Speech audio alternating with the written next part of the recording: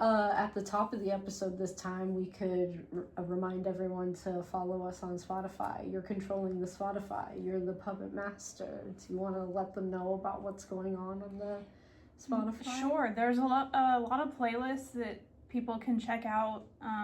I make ones. Well, they're all made by me. Go and follow us on there if you are a Spotify user.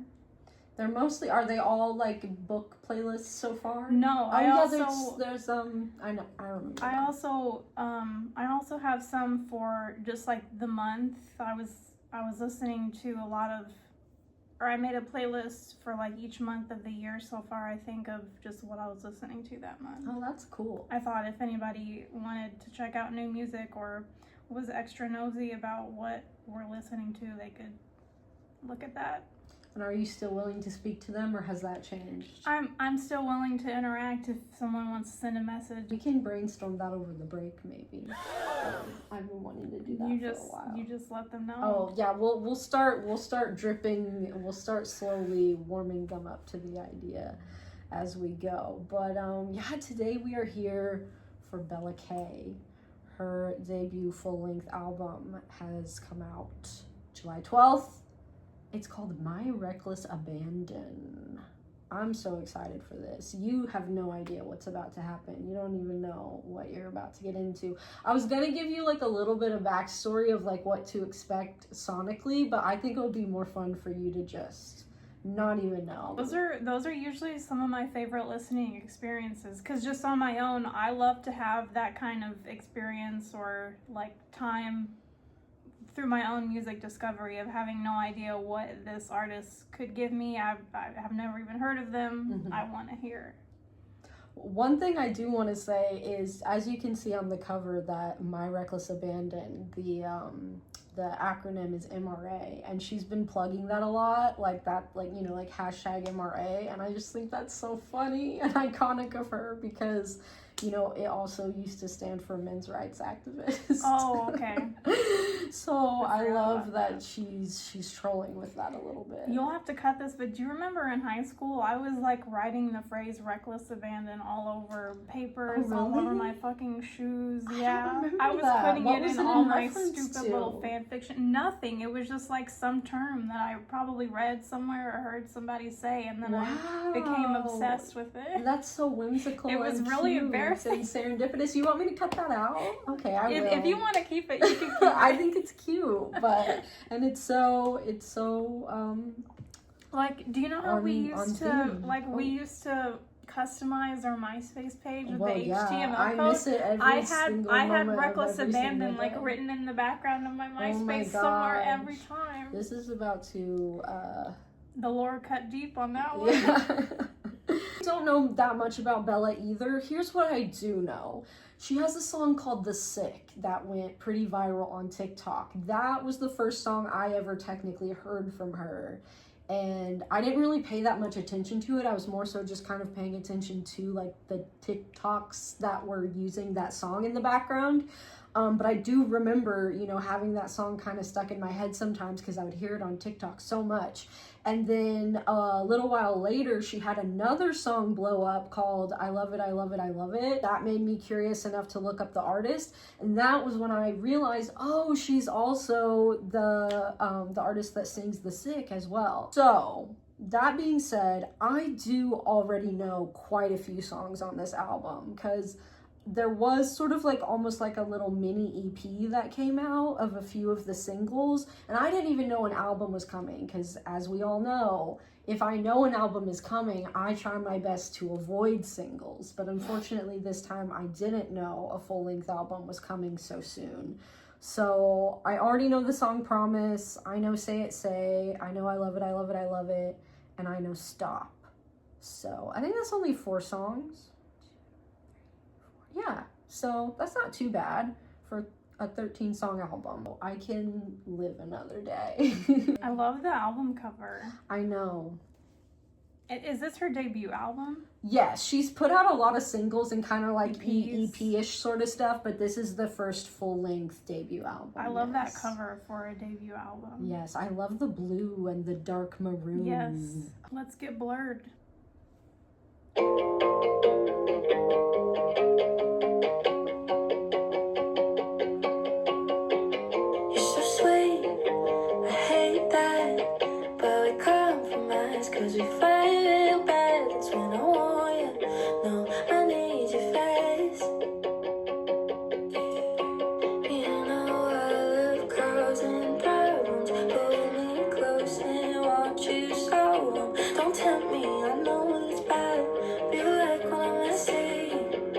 I'm thinking that we could be in the kitchen or the bathroom floor. Might be in my head, but we were in a car. You're driving me home. I'm wishing you weren't. I can see your bedroom from the balcony. Baby, I can also see your hands on me. I know there's a line, but I think you should blur. I think you should blur.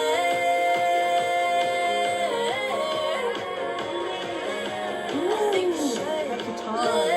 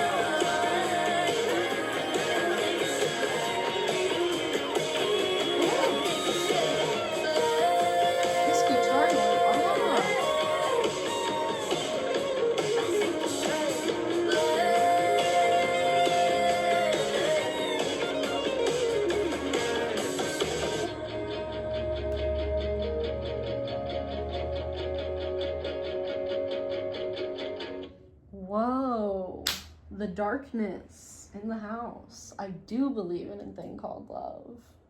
It was giving that a little bit. I was just being silly though. But anyway, she's saying like, I know the line, but I want it to blur. I think that's a really fun and clever way to word that when you know you have that boundary with someone, whether it be because they're taken or because, you know, whatever is the reason that you can't be with this person. You're like, I completely understand that, but I still want it to happen. And then that, you know, I love causing problems. I remember hearing that. We were talking about that right at the beginning. We're in our problem-causing era, so this is perfect for us. And then pull me close and watch you solve them. Love that line. She sat in each one of those sounds so well, and I was able to follow, like, with my listening ear really easily. That, I don't know if that makes any sense, but I was just along for the ride, and I never felt like she was gonna take me somewhere that I didn't want to be. I mean, I was noticing it from the first verse, but this song is rife for all the playlists. Yes. You know? Oh, so many of her songs are. Actually, well, you probably haven't like heard them enough to like remember it. But I've put them on some of the playlists for sure. Like on the off-campus playlist, I think Promise ?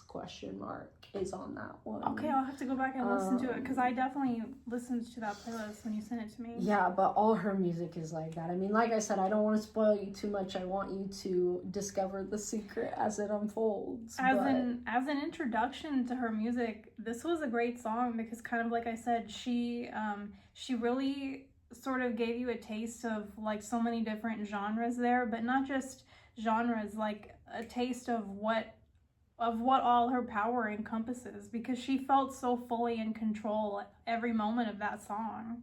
Yeah. And that guitar was so much more like how I was kind of joking, that quintessential classic rock with that like electronic twist on the production, which was really cool to hear, because most of the songs that I'm familiar with are much more acoustic. Not like acoustic, but hopefully people get what I mean. I love her voice too. Yes, her voice fit perfectly with that. As I listen to it again, I will start remembering all the different ups and downs of that guitar, and I'll remember the solos. Does anyone else do that? Like, even if you don't play instruments and you don't really understand like musical language, you still have solos memorized? Oh, really? Yeah. See, and I don't know. Well, maybe kind of, yeah.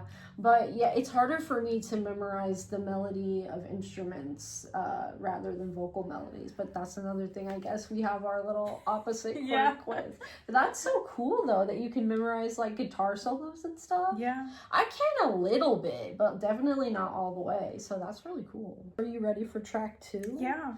Promise, question mark, what we were just talking about. This is on the off-campus mix that we have together. Love punctuation. Yes, so you know. So you know. I'm trying to trim these bangs on the corner. Don't we all? Don't we all?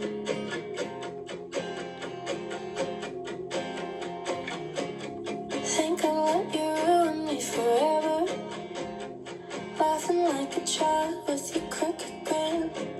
I'll tell you how I feel if I was clever. My interests are consistent if you're interested. I should probably just leave it alone. 'Cause I know that we're supposed to be friends. We're friends, we're friends, we're friends. But I want you back, I'll never tell you. 'Cause if I tell you, you'd say I'm not the one you wanted. I couldn't handle that. So if I tell you, promise me I can take it back. Can you promise that? Can you promise that? Do you know what it's like to feel this fucking shy? Let me paint a picture for you. Your voice keeps me. Just wanted to pause it quickly to say, whose POV do you think this is in from off campus? Can I look at the lyrics real quick? Yeah. Oh, is it Garrett? Yeah. I feel like because that's such like an interesting way. I don't know if anyone cares, but like so much of the way I consume music is like wrapped up in like the other media that I consume, like the books I read, the shows I watch, the movies I watch, like all that stuff, and also just like the stuff I'm going through in real life, kind of all like swirled together. And I feel like having this song come out and then like watching off campus and kind of like linking it to that character and also things I have been through and currently going through, it kind of like, for me, I just thought it was interesting that it really humanized like the narrator of this song in a way that usually I would not be able to relate to. Because you know me, if I have something to say, I'm gonna say it. Do you know how it feels? Pretend it's no big deal. When I'm looking up at you, I'll make you laugh and oh God, it feels like you only left about a minute ago. But I already need to see you again, again, again, again. Like I want you back, I'll never tell you. 'Cause if I tell you, you'd say I'm not the one you wanted. I couldn't handle that. So if I tell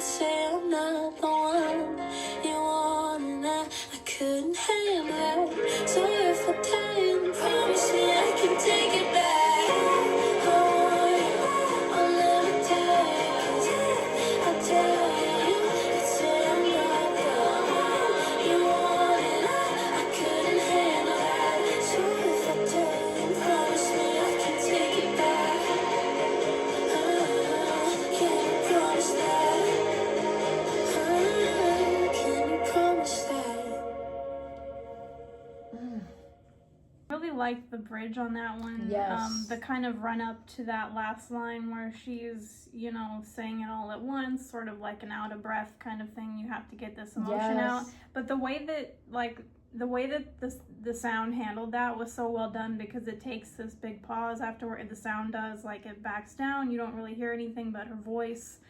Like the sound of her fingers on the guitar is like all you can hear, and that's exactly what it needed to breathe after that rushed euphoria but scared feeling that she must have just had. Yes. Oh, that describes that so perfectly. I've been saving it, the big reveal, but she is like an incredible lyricist as well. We've been covering a lot of incredible lyricists lately, and Miss Bella is no exception. You're in the rain, you're in my drink, you're in my cortisol. Yeah. Bella. It's just like, what else can you say? She just said it. That stood out immediately. Everyone just heard my elbow crack. Like when she says laughing like a child with your crooked grin, I think that immediately paints a picture for you. Not just of like a person in your mind, but a feeling that she's evoked of innocence. Yeah. But in another. It's an innocence that you have found within yourself, but through finding it in someone else. Yeah, and that's why she's so unwilling to give it up. Sort of the opposite perspective of a song like Ruin the Friendship by Taylor Swift, because, you know, the meaning of that song is that, like, even if it is gonna ruin things, like, you should go for it, because you're gonna regret it in such a bad, serious way, like, when that person is gone, like, or years in the future. But, like, what Bella's talking about here in this song is, like, no, like, it's worth it to keep quiet and not ever say anything, because if I do, who knows what could happen. But I know the worst thing that could happen is that I would lose this person's friendship, and I am not willing to lose that. And I'm willing to be wishing for you for the rest of my life, and to constantly live in this, like, adrenaline and misery than to not have you in my life at all. And I think that's really powerful.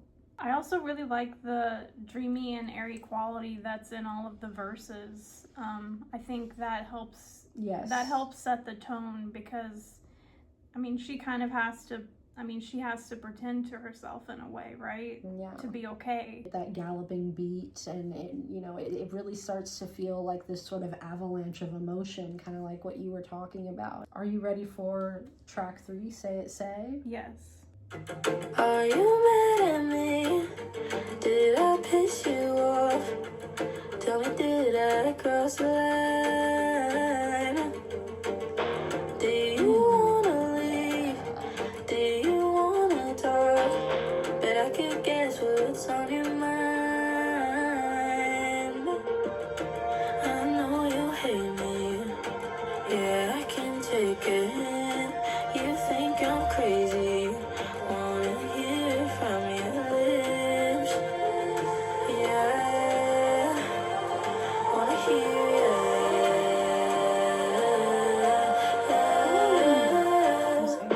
Say it, say it, say it. Say it, say it, say it. Say it, say it. Say it, say it, say it. Say it, say it, say it. Say it, say it. Too long to text me back. You know I'll jump at that. Read a whole book between the lines. Say you have to Gets me every time.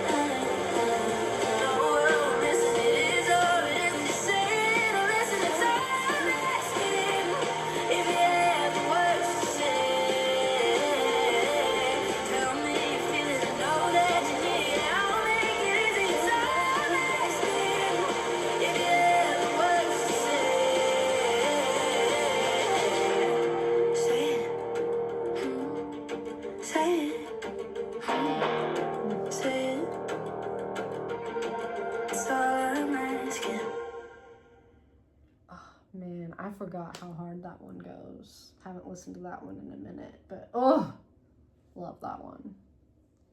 What are you thinking? I related, I mean, I could say that song is like one of my relationships kind of in a bottle. It'll probably be hard for me to process anything. Yeah. But take it in. Yeah, I related basically to everything that she said. It starts off with that, not the guitar sound, but in the back of that, there's almost, I think they're probably synth, but it's like a strings type of sound, but it's like a busybody type of sound, and it picks up again in the outro. Yeah. I'm gonna be thinking more about that like too. Like the voice, the chattering voices, kind of noise in the back of your mind, back of your head type of feeling. Speaking of that, hearing it like this, I'm really noticing again how seamlessly her vocal is blending with the production, and in this song specifically, so much of the production is her voice. Like so much of like what I thought were synths in the background when I just listened in headphones is actually her harmonizing in the background, and there was a lot of like Imogen Heap like production going on that I just really loved, and it just has such a seamless blend in the mixing, which I really appreciate. Almost reinforcing some of those emotions through the sound. Like every time she delivers that say it, like you're supposed to hear a different meaning in it. Like sometimes it feels like an accusation, other times it feels like she's asking. Other times begging. It feels, and other times she's demanding it out of like desperation, and other times you hear sadness in it. Like she doesn't want to have this picture broken that she's created in her mind. I hear all that every time. Yeah, it's like the moment where you can't take it anymore. Yeah. No, I can't ride this out forever, actually. But I think even outside that context, if you take it away from, you know, being part of like a grander narrative on this album or anything, like a relatable song for like a friendship or like, you know, it's any type of relationship where it's like you're struggling to communicate and you've just reached your breaking point, hits the bullseye of like the perfect, universally relatable pop song. And I just realized at the very beginning, tell me, did I cross the line? I was going to bring up how in Blur, she says, I know the line, but I want it to blur. That's so interesting because like this whole first verse, are you mad at me? Did I piss you off? Tell me, did I cross the line? Do you want to leave? Do you want to talk? Interesting. Because it's all sorry. No, keep going.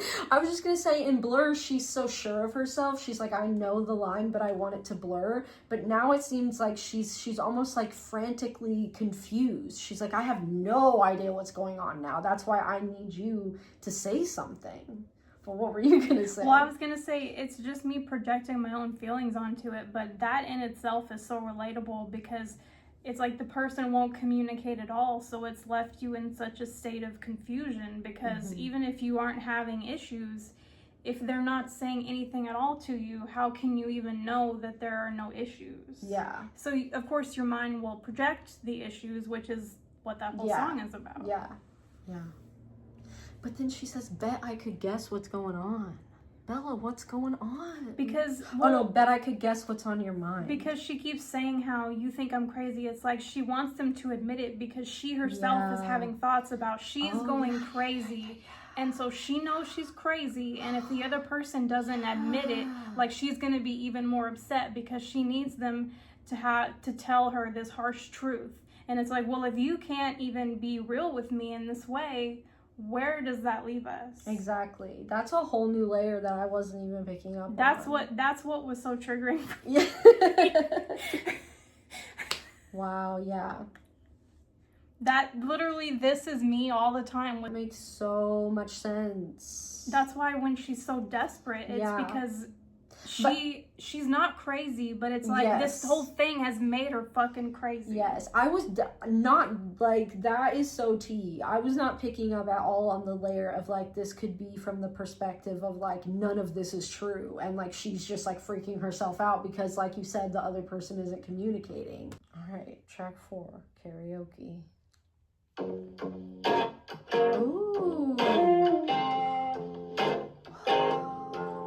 Did you mean it what you said. You've been fucking with my head like it's funny. Well, I don't get the joke. Call me baby in your bed. Move on and just pretend like we're buddies. Well, I think you should know you're not half as cool as you think you are. No, and I pity a fool who falls for your guitar. That'd be stupid, right? 'Cause this is just karaoke. So that'd be stupid, right? What if it's just karaoke?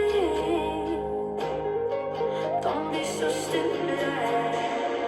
Maybe I don't even wanna know what this is. All I know is I just want the time to go slow. I'm not really sure where the night leads. We could have forever if we never go. Always trying to ask me what I'm thinking.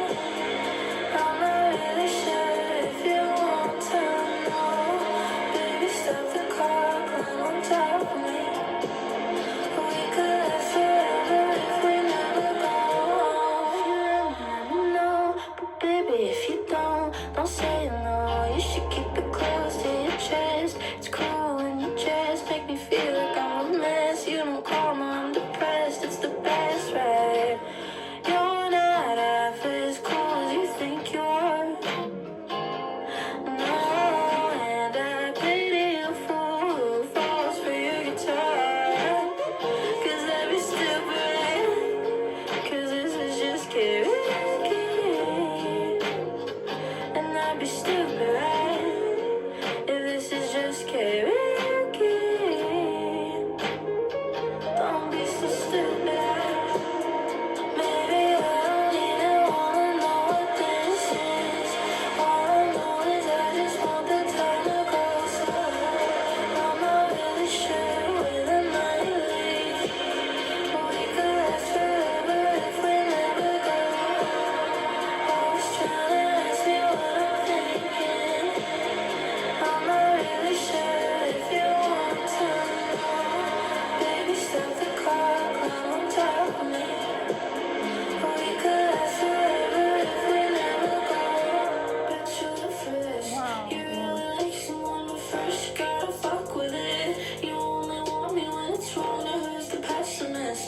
Yeah, I've grown up a bit. These days you're such a bitch, at least now we're equivalent. What a waste of a summer, mad at you, mad at myself. Shouldn't let myself wonder if you felt the things that I felt. And you want me, you're with someone else. Yeah, baby, I can tell, 'cause I know you will.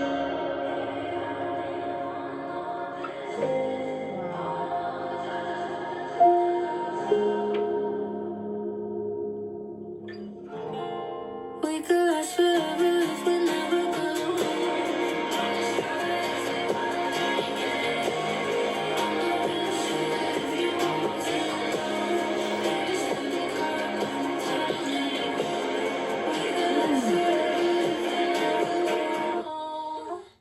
Whoa. I loved What that song. the fuck in the best way. First things first, I want to say I love the production that she was doing on her voice towards the end of the song, because she has such a beautiful, raw, twangy, obviously she doesn't need to put any effects on it to have it sound, you know, special or any type of way, but I love when artists who have that twang will lean into that electronic sound, because to me that is like the most heavenly sound. I love it when twangy vocals get the like sort of robotic treatment.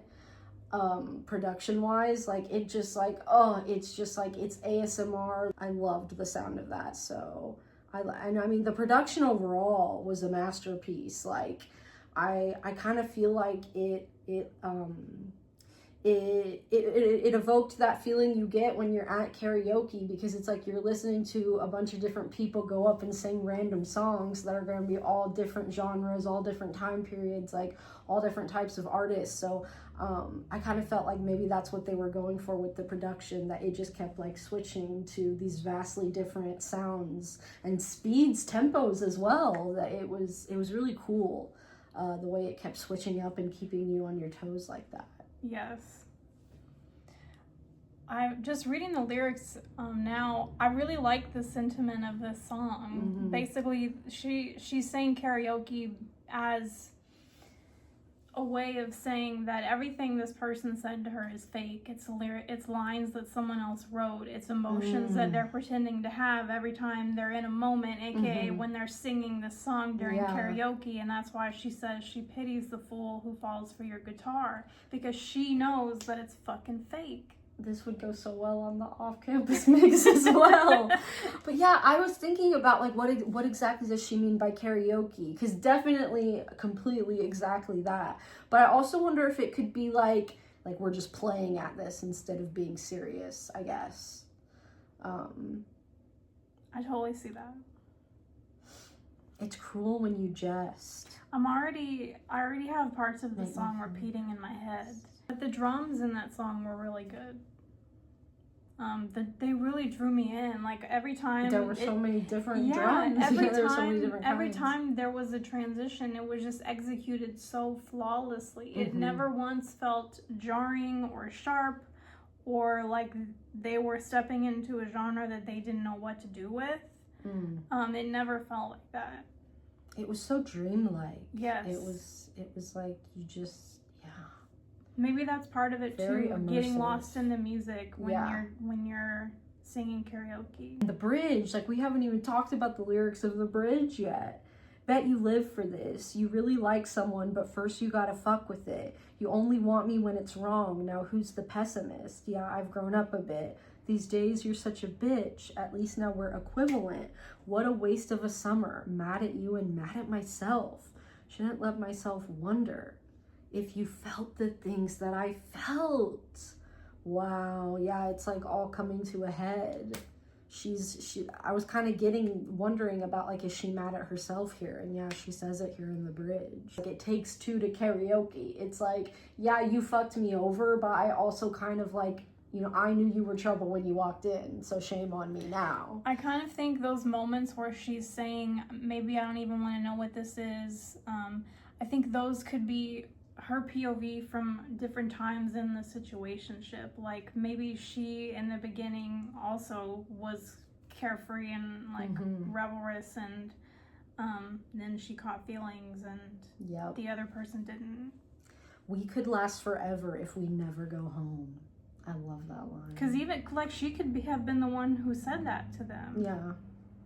And that used to be fun, but now it's not anymore. Yeah. Makes you feel like such egg on your face, literally. Like looking like a fool with your pants on the ground, everything. Literally. Oh, we've all been there. Whew!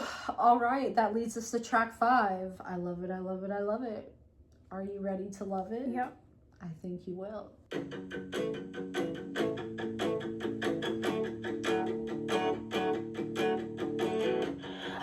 Being used, it means I have a purpose.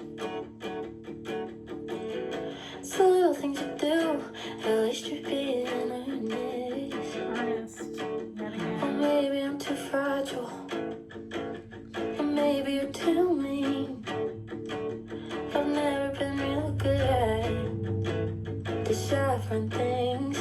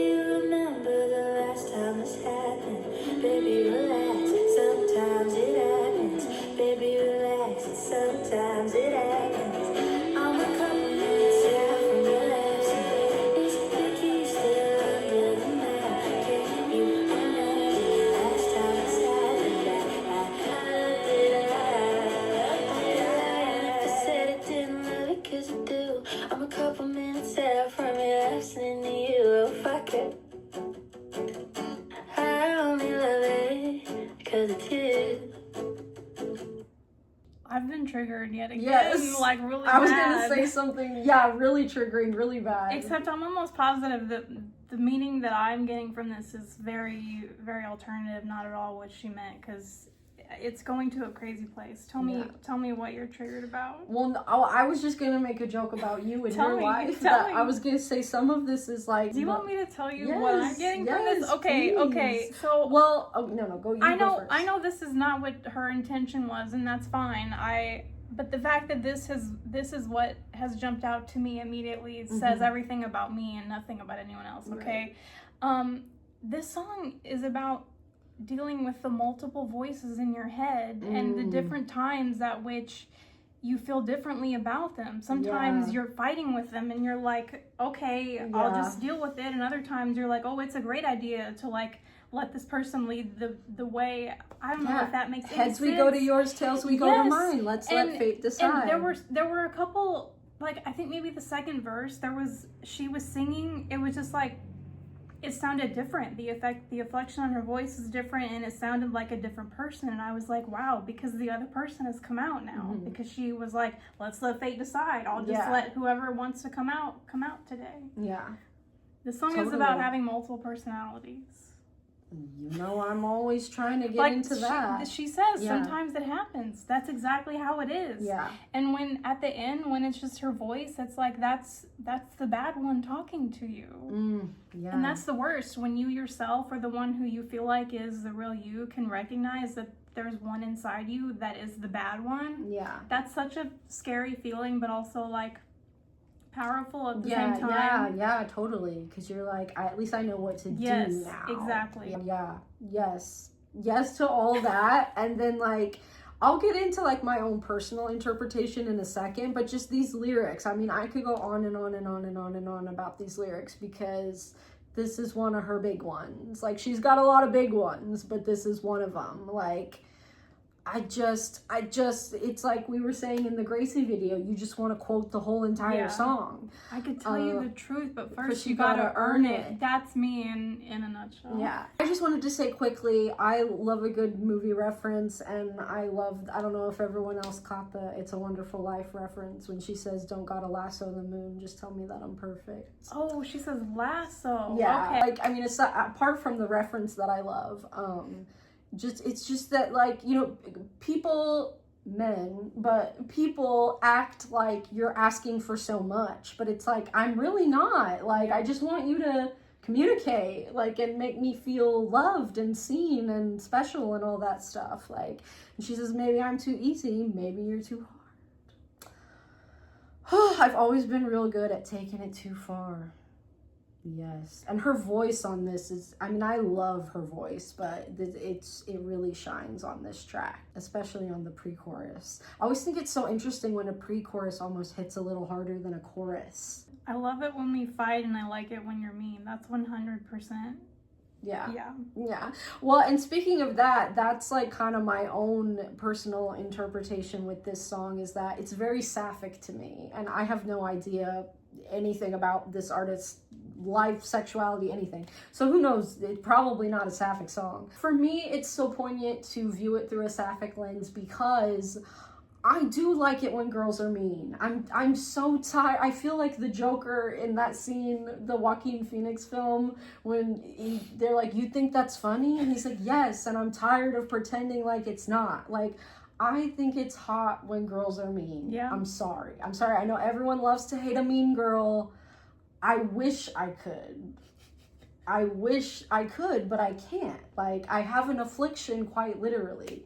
I love bad bitches. That's my fucking problem. And yeah, I like to fuck. I got a fucking problem. Why do you think we get along? Because I'm telling Exactly. Like, especially when we were young, like, I just thought it was so funny. Even when you would literally be mean to me, because it's just like, this is funny. People always interpret that as like, oh, you must have low self-esteem. But it's like, I don't think I did or do. No, you don't. I just think that, I don't know, when women are mean, I think it's because I always felt such like a pressure as a woman to like be nice. that Yeah. like when I see women be mean, it's iconic to me. And I know that that's toxic. I realize that. But whatever, I can't help it. I love a mean girl. So I love that about you. Someone's got to. Someone's got to. Baby, relax. Sometimes it happens. That's all. Are you ready to stop? Yep. That's track 6, I believe. All caps. Yeah, track 6. Stop. Way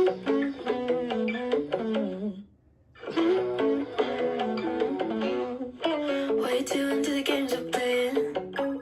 Read into every little thing you're saying.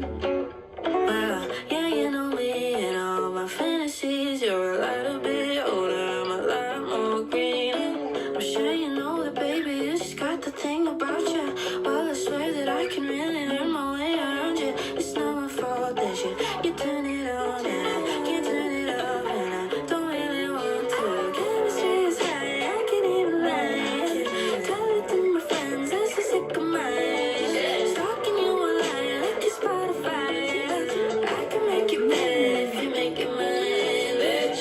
I don't really even wanna be mature about it. All I want is your tattoos to pass it on your body. We could call it love, I'm not gonna pretend I'm sorry.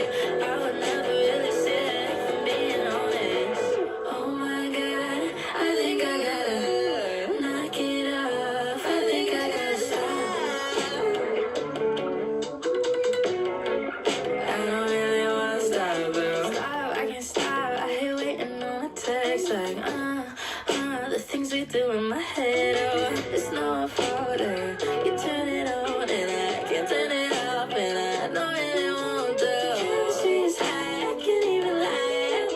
Tell it to my friends, that's the sick of mine.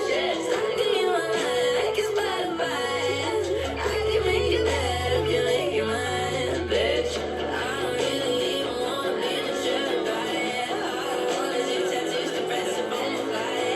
We can call it, but I'm not gonna pretend I'm sorry. I would never really say that if I'm being honest. Like, oh my god, I think I gotta knock it off. I think I gotta stop. I don't really wanna stop. I'll stop this, but you always come back when I try to drop it. You moving on, baby, let's do this. I'm being crazy and you're being stupid. I know I'm doing it. I'll stop this, but I don't wanna stop. No, I don't wanna stop it. I just wanna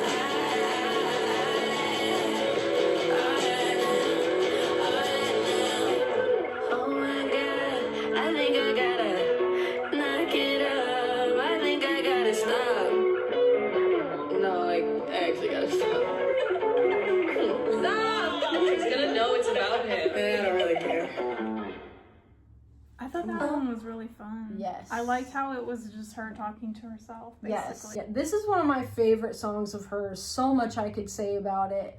I guess the first thing I want to highlight is just the whole song overall, like the production, the vocal, the melody, the little like laughing that's strewn throughout, all the little pieces of ear candy. This completely, perfectly encapsulates the feeling of like when you're going through a crisis and you're like at the highest level of panic and distress, and then you hit the blunt and suddenly like everything's funny, because it's like you have complete clarity but like everything is suddenly hilarious. Like it's, you know, it's like she's like it's like that, you know, that meme of Elena from Vampire Diaries where it's like hysterically laughing, hysterically crying. I liked how, like I said, it sort of just felt like her talking to herself. Like I don't know if this will make any sense. It didn't even feel like lyrics, but I don't mean that as a negative. Tell it to my friends, they're so sick of my shit. And it's like, you know, that's her saying shit to herself, like you were saying, but she's also saying her friends are so sick of her shit. And I can make your bed if you make it mine, bitch. I love that line. That is so good. Yes. Ugh, The melodies are out of control on this one. It's all so good. The chorus is really, really catchy on this one. You really described it in the best way, I think. That moment of clarity when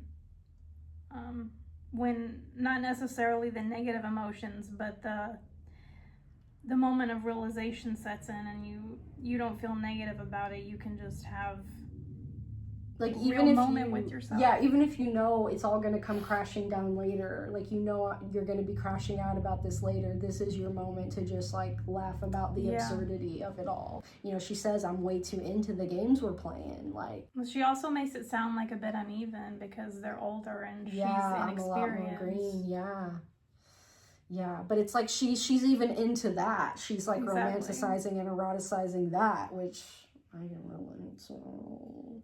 And yeah, it's not my fault that you turn it on and I can't turn it off and I don't really want to.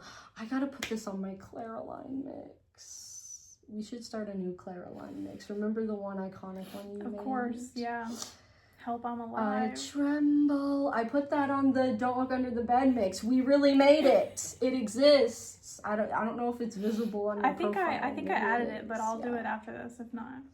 SWU is the next song. I wonder what that stands for. Do you have any idea? I do not. Find out what this means. I wanna have sex with you. And now we know. I wanna have sex with you. But it's terrifying being body to body. What if we did when you decide that you don't want me? I could take off my clothes, I could let you get close. I just think I need to know. Do you care if I care that you care about me? 'Cause I care that you care, please just care about me. Being the only one who does. You say you care, well how much? I wanna make a mess with you. I wanna make a mess with you. Is that crazy to say I'm the one to blame? 'Cause I hate my body, but I love the way.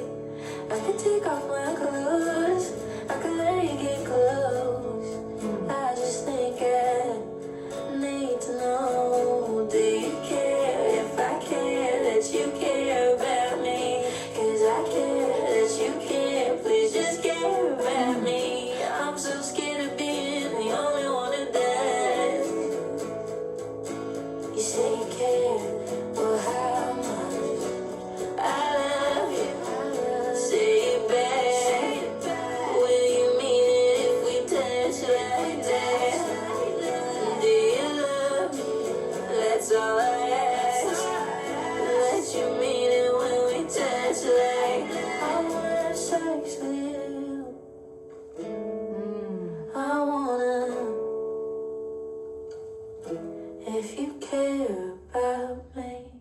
Interesting. I like that we're slowing it down. Sonically, I like where that one went. It was much more kind of like an interlude. And we're about halfway through the album, so that makes sense. Anything you wanted to start out with? I'll let you go first. We get a little bit of a plot twist at the end where she's saying, I want to have sex with you if you care about me. Because it kind of seems like it's just a song about wanting to have sex with someone, and you're kind of maybe interpreting that as like a no strings attached sort of situation, but really what she craves is intimacy. She doesn't want to have the sex without intimacy, but then it's like she still has a sex drive and she still wants to have sex, but then it kind of seems like she is left empty by those encounters, and so she's like yearning for that next step of a sexual experience of like, I don't just want meaningless sex, I want you to care about me. I think it's really interesting that she says, I hate my body, but I love the way. I could take off my clothes, I could let you get close. I just think I need to know. Do you care if I care that you care about me? Yeah. It's so interesting. That little part is really fascinating to me because it's almost like she's saying that like she's been using having sex with this person as a way to like feel confident about herself. Like when she looks at her body in the mirror, she doesn't feel confident, but when she takes her clothes off with this person and they have that experience together, she does feel confident and she does feel sexy and she does feel good about her body in those moments. So it's almost like, I feel like I've never really heard someone express that part of how you can be using sex as like a way to feel good about yourself, you know what I mean? So I just thought that part was really fascinating. I like that one was slower, like you said. She definitely seems to favor like a discordant guitar. Yeah. And I like that. Yeah. That's really appealing to me. But I've noticed that probably in most of the songs. But I also like that it kind of can become someone's signature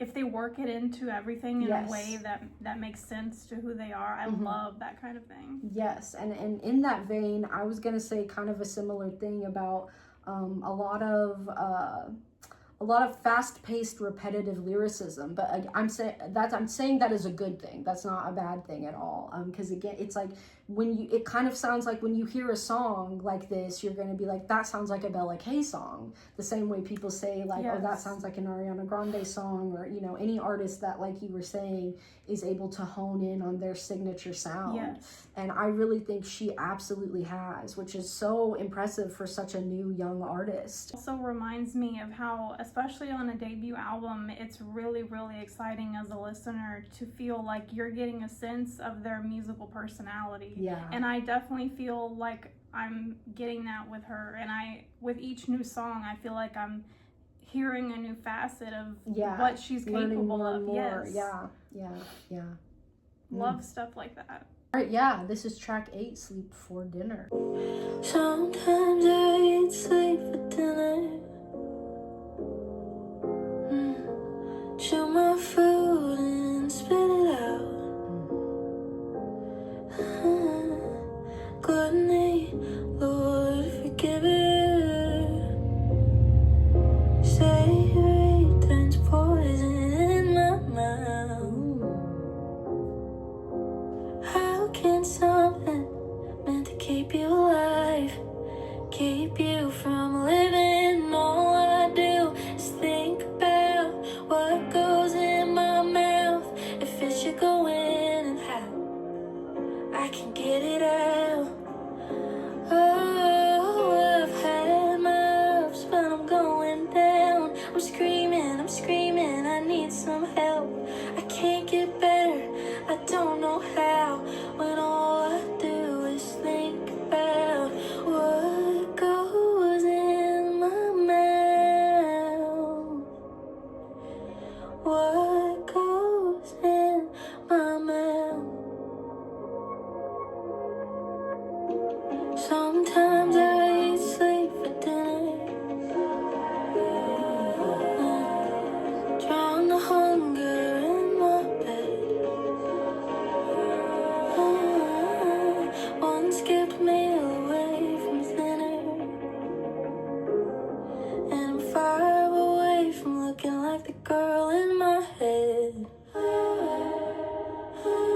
How can something meant to keep you alive keep you from living? All I do is think about what goes in my mouth. If it should go in, and how I can get it out. Oh, I've had my ups, but I'm going down. I'm screaming, I need some help. I can't get better, I don't know how. And all I do is think about what goes in my mouth. What goes in my mouth. It's my only hobby, counting every calorie. It started innocent, but I think it's killing me. Swear that I've tried stopping, but I can be so mean. When it gets real bad, I just go to sleep. Sometimes I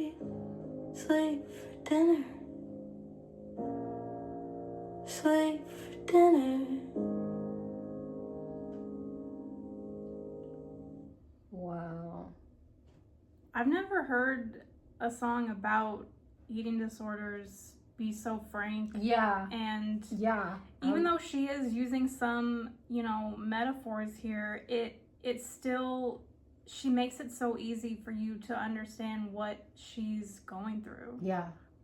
I was gonna say the exact same thing, because I know I can think of so many songs off the top of my head right now that have to do with this topic, and they usually are shrouded in so much metaphor and abstraction, because it is such a vulnerable thing and it is so hard to talk about. So yeah, it is really significant and revelatory to hear her use lyrics that are just so stark and frank, exactly like you said, just very blunt and to the point. Something else that adds to the layers of the story that she's telling us is that, she keeps repeating is she thinks constantly about what goes in her mouth, but as someone who performs for a living, there's so many things that are involved in that, because you have to protect the inside of your body to be able to sing. I don't know much about it. I'm sure you know much more than me. Yeah. But also, it for me, it immediately makes me think about what comes out of her mouth too, because not just the things that unfortunately she is maybe throwing up, but when she performs, it's something coming out of her. Yeah, totally. There's so much of that in this song for sure. It's because in verse 3 here it says, "It's only my hobby, counting every calorie. It started innocent, but I think it's killing me." And it's you would be surprised, if you've never experienced anything like this, how easy it is to fall into that sort of mindset. Because just like you were saying, is maybe as a singer and as a performer, she might be thinking okay, I've got a bunch of shows coming up, so I want to make sure I'm eating really healthy, not too much sugar, I'm drinking a lot of water, not too much caffeine, I've got, I got this. And it's you can get so easily addicted to that you don't even realize you're spiraling down this rabbit hole of now all of a sudden you're obsessed with calories, and it's you are thinking and analyzing about every single thing you put into your mouth, and it's you don't even realize how bad it is until you're already at the bottom. This song evokes that so perfectly. I love and really appreciate that there's really, at least for me, there's nothing in here that evoked the body. It's all about the mind and the relationship with food. It's not about the relationship with the physical body. Savory turns poison in my mouth. I just loved the way that's worded. But so the pre-chorus here, how can something meant to keep you alive keep you from living? There's so much to that, because first of all, I've heard a lot of people with eating disorders talk about this, that let's say you're addicted to alcohol. Well, stop drinking. You have to stop drinking, okay? So if you stop drinking, all of that will go away. But if you're addicted to food, you can't stop eating. You still have to eat. So it's there's no way to actually escape your addiction ever. You have to live with it. And it's so hard. It's for not just, a binge type of eating disorder, but for any type of eating disorder, it's you're always going to have to confront it every single day, because you have to eat every single day. But also, I think it's so interesting, the fact that it's called Sleep for Dinner. When she's saying, how can something meant to keep you alive keep you from living? I think she's talking about sleep as well, because she's not only using food as a coping mechanism, she's using sleep as a coping mechanism too. Right at the end, she says, when it gets real bad, I just go to sleep. That's what, when she says it's keeping her from living, because she's not living, she's just sleeping. Yeah. Or thinking about what she's putting in her mouth. Yeah. She's really coming after me on this album. Yeah, definitely some relatable content, that is for sure. Her vocal was so good too. There were times where it sounded like she was crying, and that made me feel it so much more. I mean, I feel like I can relate to this on a personal level, but just hearing her, I felt like I heard some of her own struggle just getting through the lines, but that makes it even more powerful. She has such strong vocal control, which is especially impressive considering she sings in that twangy style that, like, you're almost always at the cusp of a voice break, but you're writing that line and holding your muscles tight, like, on purpose. But then, so when she stylistically does let her voice break, it's so impressive that she can still hold on. Like, it doesn't break and let go all the way. You can feel she still has a hold of it. Like, you can literally feel her breath control in this song, which is, like, so poignant in a way, if you think about it, because it's like she's a perfectionist even about the way she's breathing. Does that make sense? Yes. So, and you really feel it. That makes sense for someone who has control issues, and usually people with food issues also have control issues because you said, it stems from not having control. So you feel like you need a way to exert it, and a really easy way to do that is to control your food intake. She uses repetition so much, but it never feels like filler. It never feels like she's repeating it because she just doesn't have anything else to say.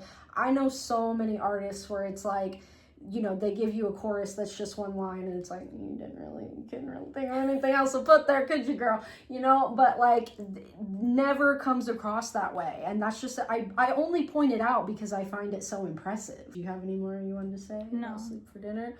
All right, next song is called Mind Fuck. Are you ready to get fucked in the mind? I'm always ready for that. Ooh. You're probably at some party, being cool and cracking jokes. Did you say the one I taught you? But it helps you take her home. You would think that I'd be angry, but it's just not worth my time. If I have you in the morning, she can have you for the night. Baby, tell you what, if you want, you can have this. Baby, tell you what, if she really makes you happy, baby, you can do whatever needs to happen. I won't ask if you take somebody home tonight. Promise me I'm on your mind. I'm sure she's pretty and she's really nice. So baby, I don't mind. Won't even ask you where you've been. No, I don't need to know who you're with. If I'm the one that's living in your head, baby, I don't mind. If I'm on your mind, if I'm on your mind. I love the way she uses her voice like an Body's wrapped around instrument. you. It's so Is your good. head wrapped around me? Did we have something so special? But it's not worth ruining. Is our banter just good foreplay for the girl you're seeing next?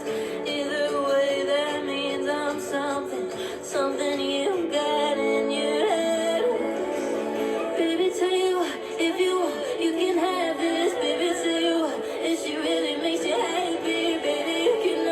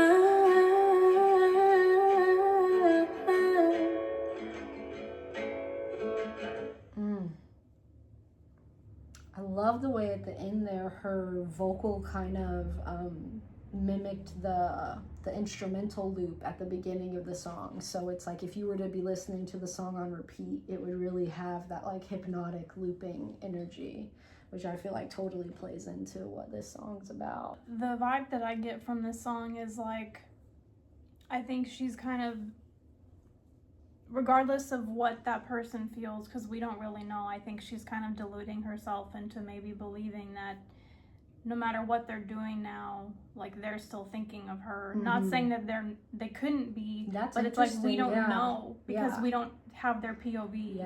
So just to me, you're really clocking her as an unreliable narrator, because, like more than I am, because I didn't think about that, but that's so true. Like in the beginning, she really sounds like she's trying to project this through her vocal. She's trying to project this feeling of calm, and she's breezy and light about it. Like she doesn't care if you're taking someone else home tonight. Like she's at this party, you could be talking people up, but I'm gonna tell myself I'm still the one you want, I'm still the one you're thinking of. But then later the tempo picks up and she's got a little bit more life in her voice, and every time we get to that pre-chorus it's spiraling. That's like you know, mimicking what she's going through in her mind.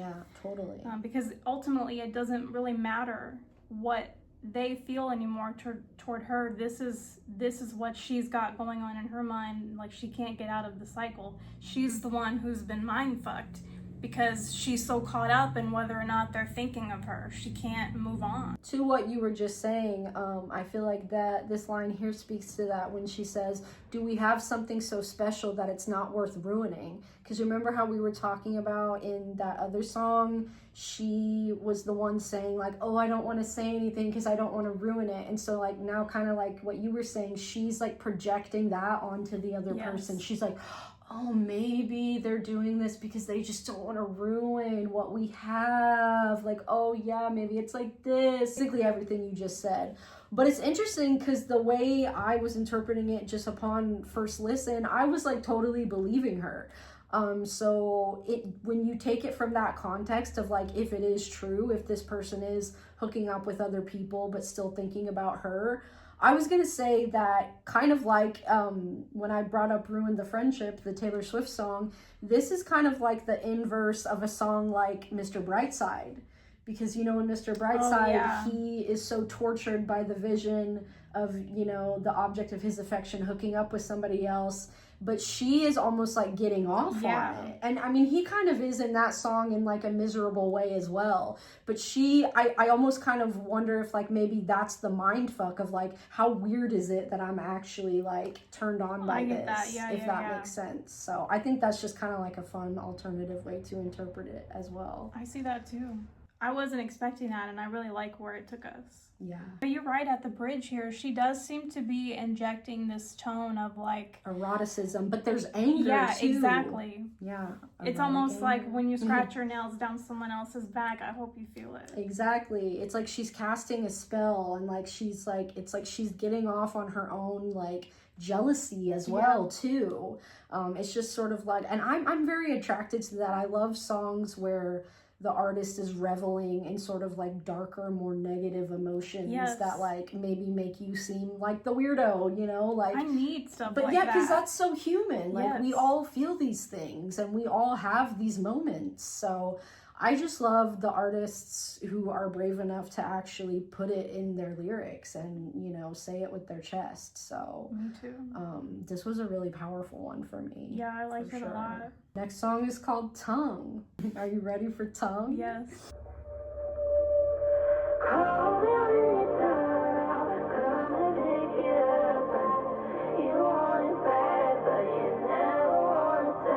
We can keep it on the low. We can make sure that they know. Thinking we might start a riot. We say it isn't so. Let them watch, let them talk. We should just do what we want. Grab my hand and we can go. We can make sure that they know. So if you want me, you don't gotta tell nobody. Whatever you do, and it's not me. So just call me when you're done. I'll come and pick you up. You want it bad, but you never wanna touch it. Always in your mind, but never on your tongue.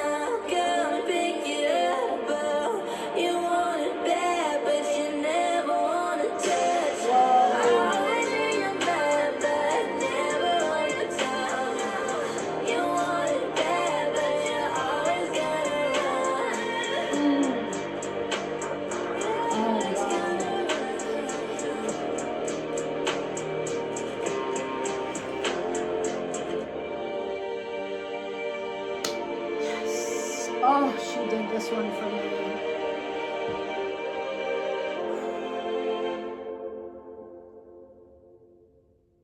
Dang, that one was a banger. That one's gonna sound so good in headphones. Yes, yes. As soon as I heard that almost like knocking sound, I was like, I have to have this directly in my ears. I am shooketh, as the kids used to say, but all those kids are old now, so alas, the wheel of time spins on. But yeah, oh my gosh, so this is like a direct response to the last song, Mindfuck. Because in that one, well, now she's saying I'm always in your mind but never on your tongue. So it's like, she's done this before where it's like, she's in the like Delulu is the Salulu stage, and then it's like right afterwards, she crashes and she's like, actually, fuck that, now I'm pissed. But even when she's pissed, it's like she still can't let go. Fascinating. Because she's literally saying, call me when you're done, I'll come pick you up. Like when you're done fucking somebody else, like I will come pick you up from fucking somebody else because I'm down that bad for you. And she still thinks that this person is down bad for her, but something is keeping them apart. And it's like, is that true? Is it not? But that's how you feel when you're in that kind of situationship where it's just like you never know where you stand. You feel crazy because they're so hot and cold. Like one minute they're all over you and then it's like they don't know you and you're just like, what the fuck? You want it bad, but you never want to touch. You want it bad, but you're always gonna run. I do think there's some truth to it. I do think it's like she's picking up on the fact that she and this person do have a strong emotional connection, and that's what scares the other person. And that's why they would rather go have meaningless sex with randos, but they still want to keep her close too, because they know that what they have is special. But at the end of the day, you know, that's still not a sustainable foundation for a relationship. It's going to crash and burn eventually. So yeah, I just love how she keeps kind of going in and out of these moments of clarity where she's like, fuck this, put me out of my misery. Like, this is so toxic and horrible. I can't take one more moment of it. But then it's like when she is up against the reality of that, she pulls the person back and is like, no, actually, like, I'm not ready to let you go. The soundscape really speaks to that. It's so intoxicating on this song. Like, everything about it drew me in. Every time it swerved and dipped and did something new and did something unexpected, which was constantly, I was here for all of it. Yeah. Thinking we might start a riot if you say it isn't so. I wonder what she means by we. I know, I was thinking that as well. I wonder if she almost means like, that's like a crazy way to take it, like her fan base. Like she would be like, she's like, I'm gonna drop the link to your Instagram, bitch, and just let my fan base have at you. That would be a funny way to take it. But yeah, thinking we might start a riot if you say it isn't so. She's talking about the voices in her head, the multiple personalities, like you were saying. But yeah, I love the vibe of this. I would love for her to explore more within this sound. I love her pop rock too. So. She's continued to clock my shit, you know, when she says you want it bad, but you're always gonna run. Yeah. Yeah, I feel you. That's me. So the next song is called Marrow. Marrow. We've got this 3-track run of one-word titles. That's quite interesting, especially the placement on the album. Well, I find the title Marrow to be interesting, especially coming right after Tongue, because they're both something of the body. Yeah.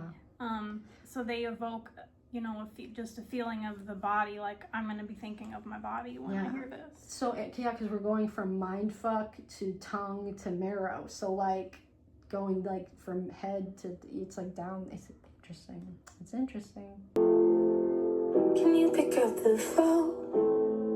Do you have the guts to fight for us?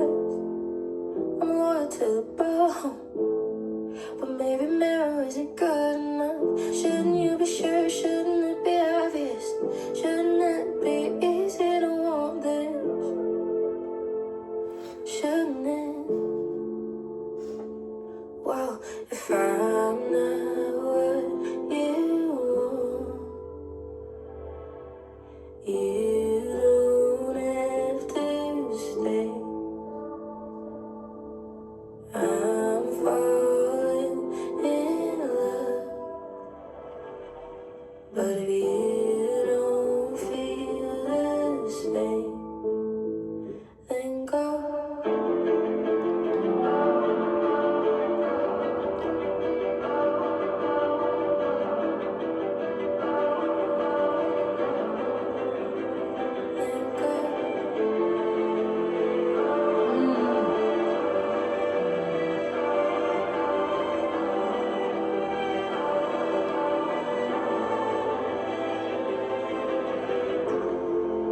If you could just be honest, I promise I can take it. But you lied through your teeth, I would give you all of me, but would you reciprocate it? Shouldn't it be sure, shouldn't it be obvious? Shouldn't it be easy to want this?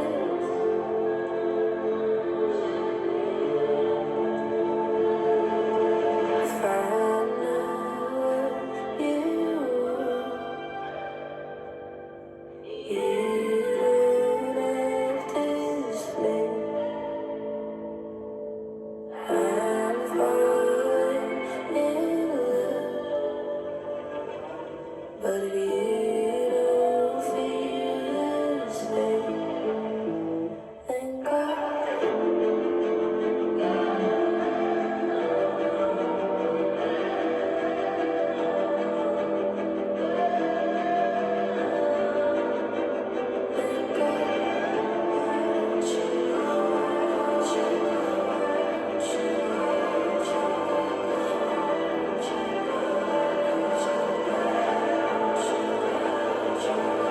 You're gonna leave, I'll be surprised I didn't sooner. I know life with its cruel sense of humor. It's bittersweet, at least I get to say I knew you. And yeah, I'm not who you want. You don't have to stay. I'm falling in love, and you don't feel the same. So go. I really liked that one. Yeah, that really surprised me by the end how much I was really, really resonating with it. Because at the beginning, I actually thought the song was over, like when the first verse and chorus stopped, but then it just kept going, and I was like, oh, wow, no, we've got like a whole full song to get through. So I was planning to be like, oh, that was like a cute little interlude, that was interesting, but it got way more than interesting after that. I relate really heavily to a lot of the lyrics that she's putting on this album.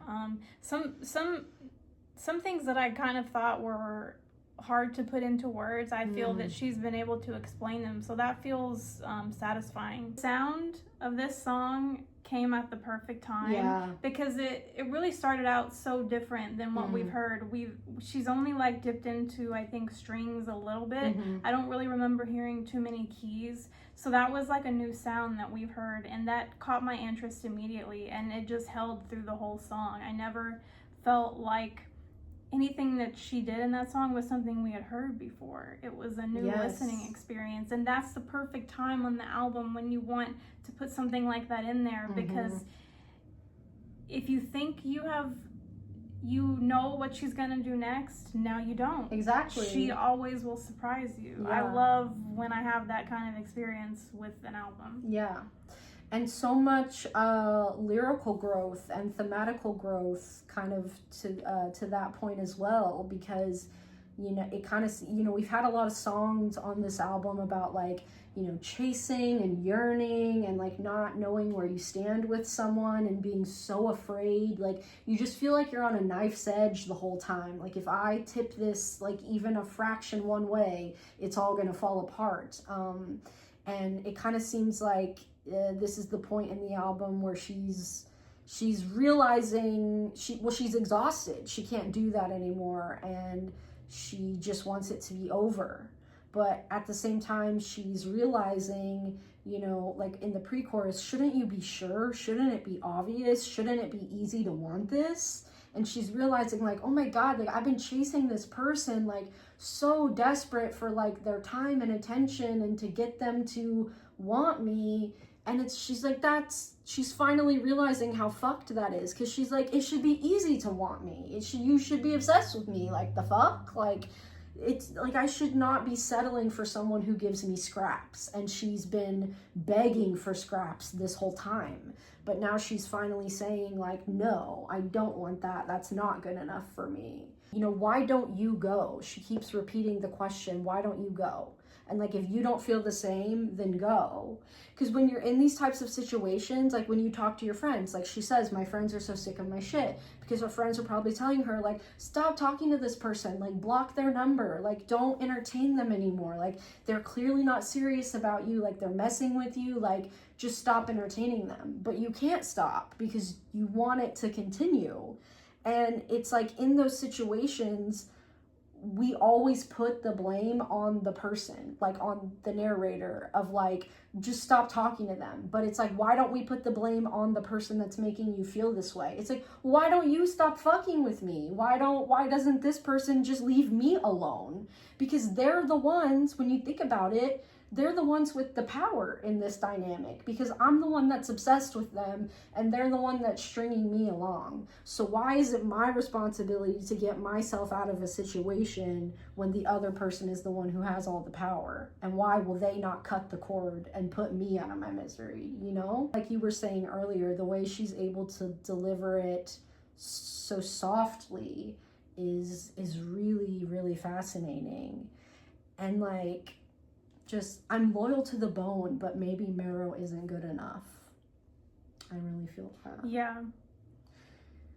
Sorry, I feel like I've been talking so much. I appreciated everything that you said, but to add more to that idea that like she's growing thematically, I completely agree, and I think the outro being this kind of like automated sort of what is it, auto-tune type of like vocoder type of sound, is because she's closed the chapter on that and she's ready to move past it. It's like, yeah, there's still emotions there, but she needs to get the fuck over it, and that's, you know, it's her looking back on it with a little bit of time.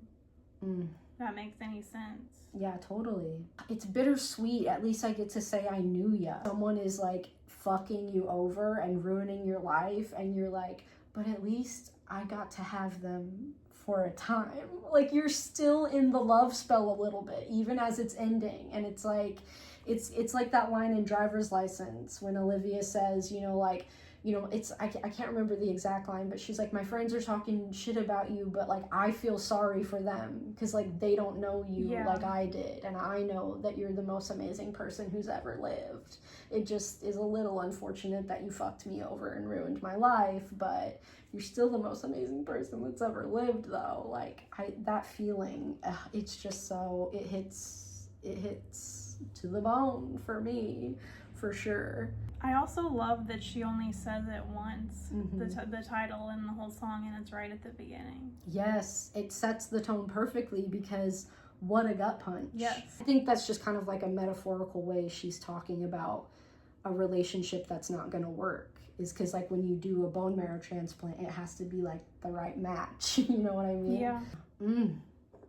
I really liked that one. Yeah. The way that piano broke at first, it was so enthralling. It was like she was climbing steps and I was just following her every fucking word. Yes, yeah. Ugh, that one's probably one of my favorites. It was like a sleeper hit for me, but like I'm processing it rapidly as we speak. So I don't know if you can really call it a sleeper hit in that sense, but that's one I'm gonna be going back to over and over again for sure.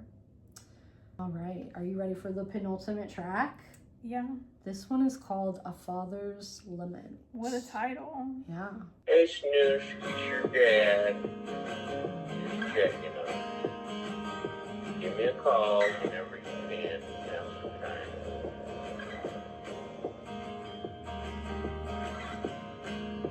When I was no taller than 4 feet, wise old daddy said to me, don't be too much, but don't be too little. If you wanna get out, live right in the middle. I can't always save you, little girl. I can only pray this filthy world doesn't break you down piece by piece like all those people did to me. They'll come and prod and poke your skin 'cause they just can't stand the sight of it. I hope that's not your future, but just in case it is,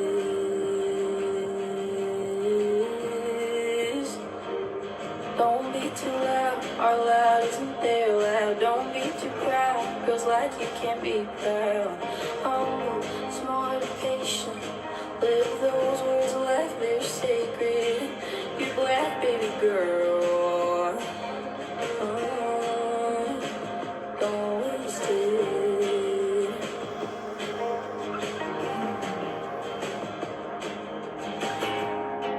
When the dresses got smaller than me, dear old daddy cleared up some things. Now that you're older, you've gotta be smart. Don't give them one reason to hate you. Don't give them one reason to start. I can't always save you, little girl. I can only pray this filthy world will lift you up and keep you safe. And you come home every day. They don't assume the worst in you just 'cause they don't match your hue. I hope that's not your future, but just in case it is, don't be too loud. Our loud isn't their loud. Don't be too proud. Girls like you can't be proud. Humble, smart, and patient. Live those words like they're sacred. You're black baby girl. Don't waste it. Don't waste it. And in 15 years I hope I don't give the same speech to my little boy Tommy. He likes race cars and Nikes. I hope I can save that little boy. He's just a kid and so am I. Like all the ones before him who hurt and begged to just fit in. I pray this world can find its penance. I hope one day those kids can forgive it.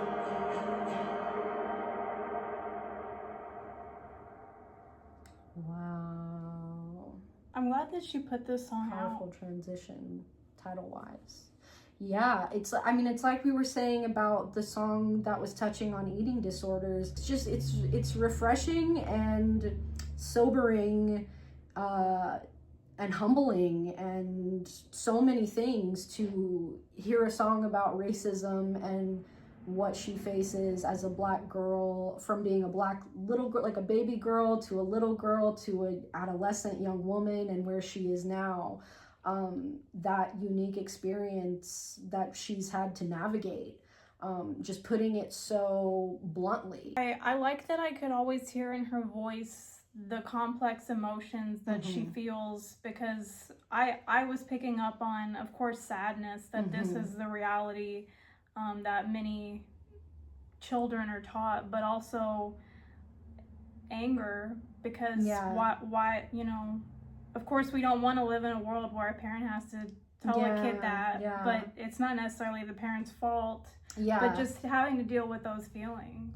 And because she's getting to the age now where she's starting to relate more to her dad, in the sense that, like, you know, maybe when she was a kid, she was kind of like, okay, dad, like, I get it, you're being protective. But now that she's at this age, she's like, wow, like, the anger and the grief she's feeling is not just for herself, but for her father too. That, like, how fucked up was that for him, that he had to, like, you know, he had to navigate, okay, how do I tell my little baby girl child what it's going to be like out there for her? And I have to, like, what do you do as a parent? Because it's like, I'm sure, you know, it's like he doesn't want to make her feel small. I think that's why the title is so Father's poignant. Lament, is that, like, you know, it's like that's the last thing you want to do, is like restrict your child in that way and tell them, like, okay, don't try to be too much, like, don't shoot for the stars, like, don't try to be bigger than you are, because that's literally going to be like a life or death situation for you. Like, that's not safe.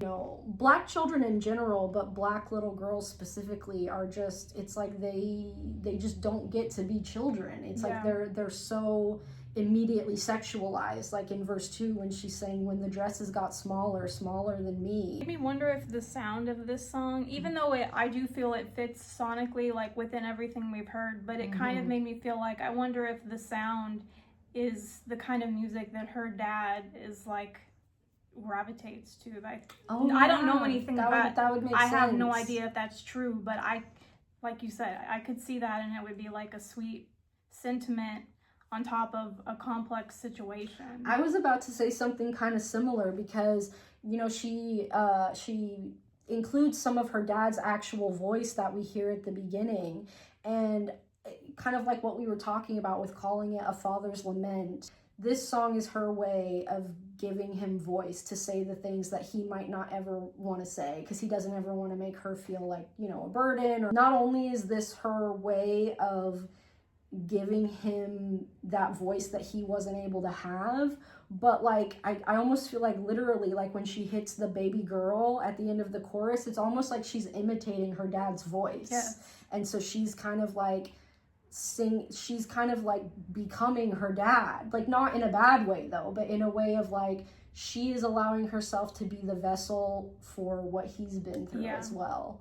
But not in a toxic way, in, like, a way that is really beautiful and sweet, like you were saying. So, she probably also realizes, like, the bigger picture and the scope of things. It's like you want to prepare them for reality, but at the same time, you don't want to scare them or make them feel that they have to change who they are.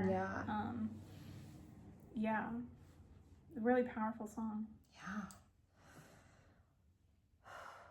All right, and then the final track is I Deserve Better, period. So we're back to the punctuation. A full sentence.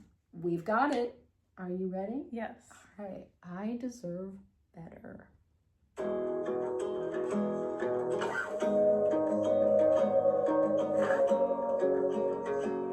Sounds so familiar. I you treat me bad 'cause I hate myself. There's a screw to loose, everybody can tell. Is your legs pro working? You haven't called me in months. Just say you made a mistake and you regret what you've done. I'd forgive you if you come back. You know I love when it ends like that. When it ends like that. I have to blame myself. It's on me when it goes down. But this time Yeah, it's time. I think that you really fucked up a good thing. I'm done begging you to love me. I'm not perfect, not ever, but I still deserve better. Yeah, I still deserve better.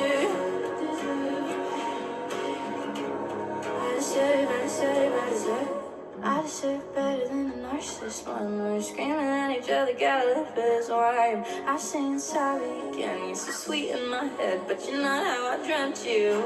I'd forgive you if you come back. You know I love when it ends like that. When it ends like that. I'd forgive you, I always do. I scratch and bite and bleed for you.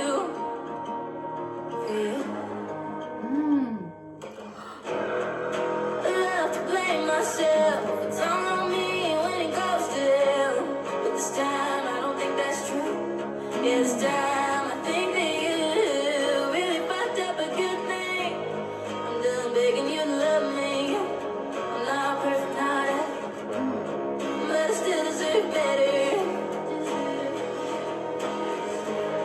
Yeah, I still deserve better. I deserve. Yeah, I still deserve better. I deserve. Help me make sense of it. Or tell me what I did wrong. I just wanted to love you. I just wanted to talk. Can you tell me, can you say it's not my fault? It's not my fault, it's not my fault, it's not my fault. It's not my fault. It's not my fault, it's not my fault, it's not my fault, it's not my fault, it's not my fault. It's not my fault.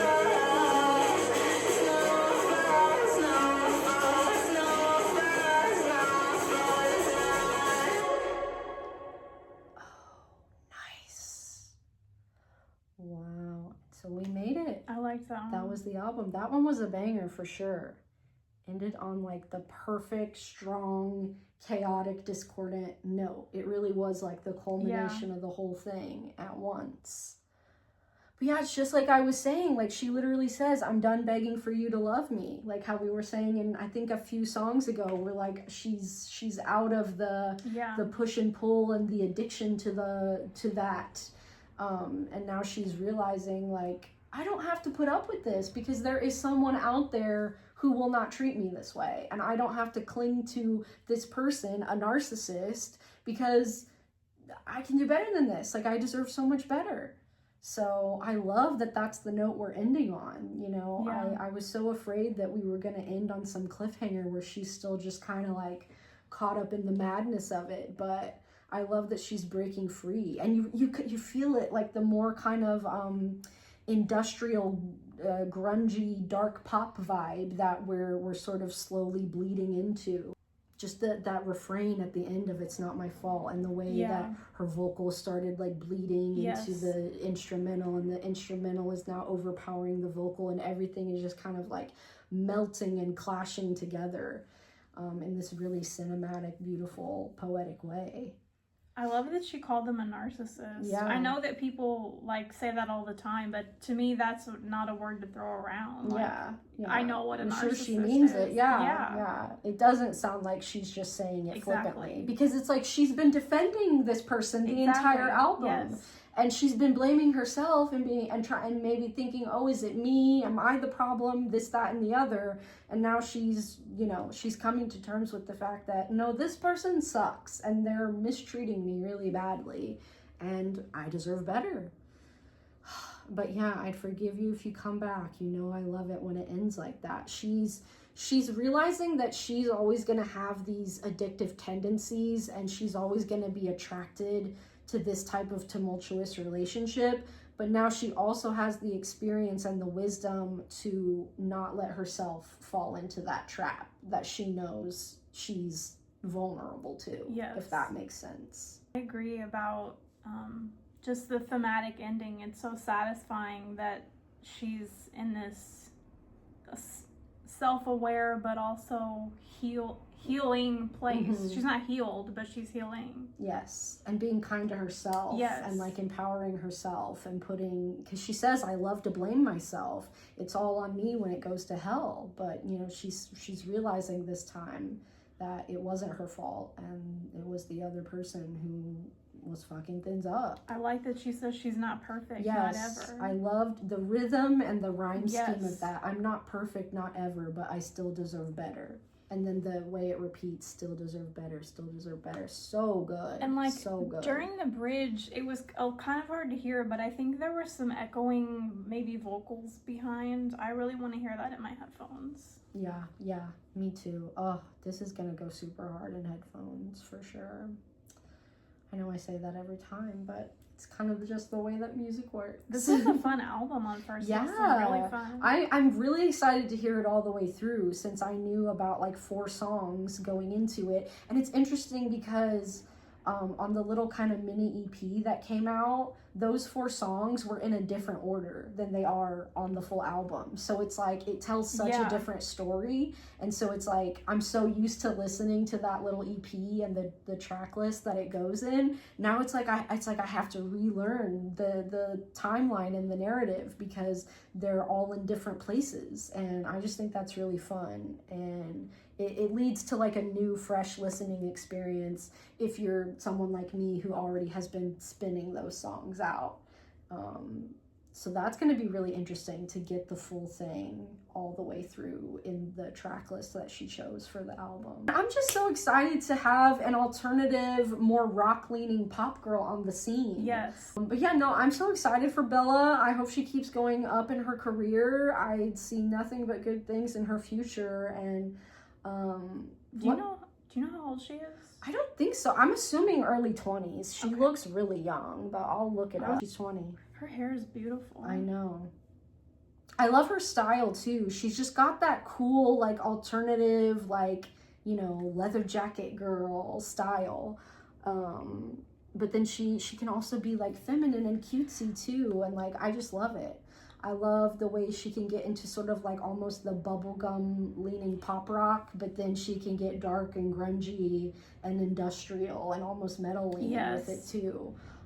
So I just, the way she kind of like surfs those soundscapes is so fun and impressive to me. Yes, it's, for me at least, it feels really refreshing the way that she does it, because I don't hear the other, at least pop girls, using the exact instrumental flourishes that she does. She, like I said, I think I commented on it earlier, but she really favors that discordant guitar. Yes. And it's pretty obvious, like and you said, she's but making not that in her the way signature. we're used to hearing a heavy bass. Exactly. It's like she's doing a rock bass. Like the way Olivia has kind of structured her own Olivia kind of song structure with that sound and production that she is so known for. Yeah. I feel that Bella's doing something similar, and it makes it exciting to think of what she's gonna do next. Yeah, with her own sound. Yes. Like we're just kind of like we were saying earlier, that she's really honed in on a new, fresh sound. That if she just keeps going with this, kind of like how we were talking about, like, do artists have a responsibility to evolve and to change their sound and to try new things? Maybe, I don't know, but it's like, if it ain't broke, don't fix it, you know? Like, if you know your sound and you know what you're good at, and that's what, you know, what drives you to create your art, then yeah, just keep going with that sound, run it into the ground, and then keep digging for all I care. Like, I think that's impressive when artists are able to find their sound and stick to it, just as much as an artist that's able to change up the vibe every single time. So yeah, loved this album. Can't wait to listen to it more. There could be a deluxe situation happening. We never know. She really came from my ass on like several songs, very pointedly. Yeah. It was quite something. I might have to look up some information about her. Oh yeah. You see what the tea is and why exactly she has it out for you specifically. For real. But yeah, I'm glad you liked it. I figured you would, because like I know you've been, we've all been hankering for some more alternative rock-leaning girls in the pop, the main pop sphere. So I figured you'd be excited for the fresh sound I as know, much as I am. I know that you have heard Cassiette, but I would say if you liked this sound, maybe check out the artist Cassiette. Yeah. Similar soundscape. Yeah. All right, well, that brings us to the end of this episode. As you all know, I'm sure, this has been quite the last few weeks for new releases, so there's a lot on the horizon, and we will be as well. I guess this could be a time to make your voices heard if you want them to be, because we've got the Ariana album coming up and the Charlie XCX album that we really want to react to. So if anyone out there has any sort of opinion on which one we should cover first, let us know. Otherwise, I think we're going to do Ariana next weekend, but who knows? It's up in the air as of now. So that's that. Follow us on Spotify. Yes, that's what you need to do to fix the timeline. And thanks for watching. That is the thing that I want to do.